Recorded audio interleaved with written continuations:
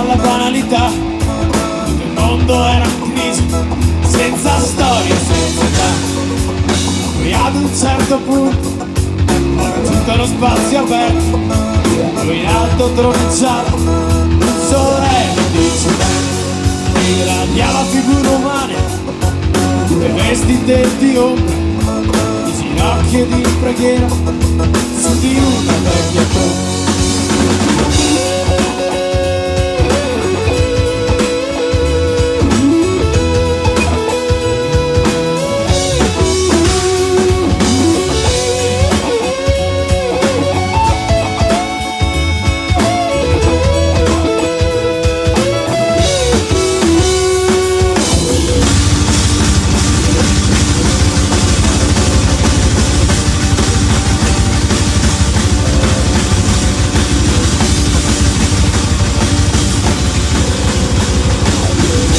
Tanto silenzio, scherzando verrà l'enorme boato, si distruggerà. Le ombre si dileranno solo quando gli dei cambiati saranno nella realtà.